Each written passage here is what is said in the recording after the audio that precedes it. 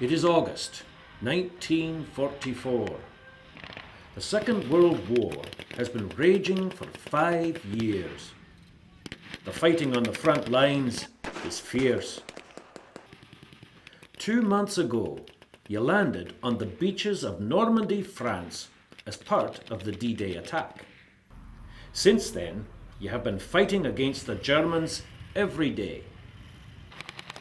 You have seen men die in the most horrible ways, and you have seen men survive.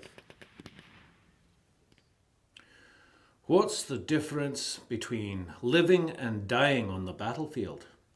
2 things: luck and medics. I'm a medic, a soldier trained to save your life. Get shot in the leg, first thing you do is yell for a medic. You may have to wait 10 minutes or maybe 30. This is when you need to be lucky. You must work on staying alive until one of us finds you.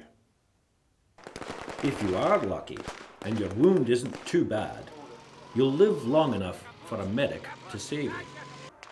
You'll know us by the red crosses on our uniforms. The same red crosses you'll see on aid stations, ambulances, and field hospitals. A medic's first task is to stop any bleeding. We do this by putting clean bandages on top of the wound, then taping the bandages tightly to your body. To keep the wound from getting infected, we'll use sulfa, a chemical powder that kills germs. If you have too much pain, we have drugs to help you with that too. We'll get you to the nearest aid station as quickly as possible. Here, the real treatment of your injury begins. A doctor will examine you, or it might be a medic, like me, helping out. The first soldiers to get surgery will be the ones with the worst injuries. A surgeon will operate on the soldiers who might die if they aren't treated immediately. If your wound is easily treated, you'll be bandaged up and sent back to fight. If your wound is bad, you'll be driven to a field hospital. A field hospital is a lot larger than an aid station, but it's still just a tent with floors made of dirt.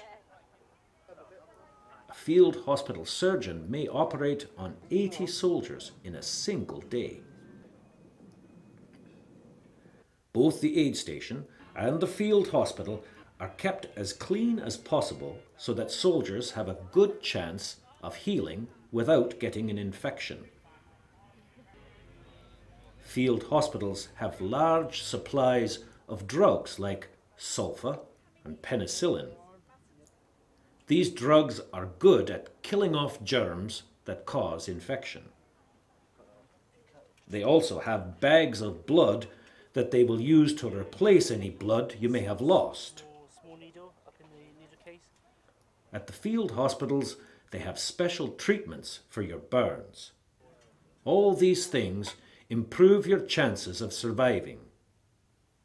If you need special tests or a lot of therapy, you'll be sent to a general hospital by plane or by hospital ship, depending on what is available. Now, these hospitals are far away from the fighting. You may be sent all the way back to England or America.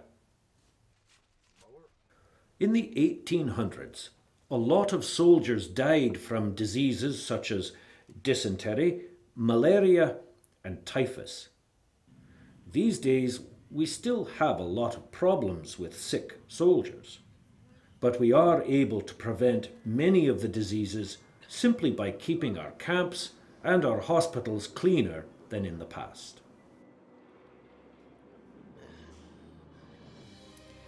If you do become sick, we have new drugs to help your body fight off the disease. Chances are you'll survive, at least until the next battle.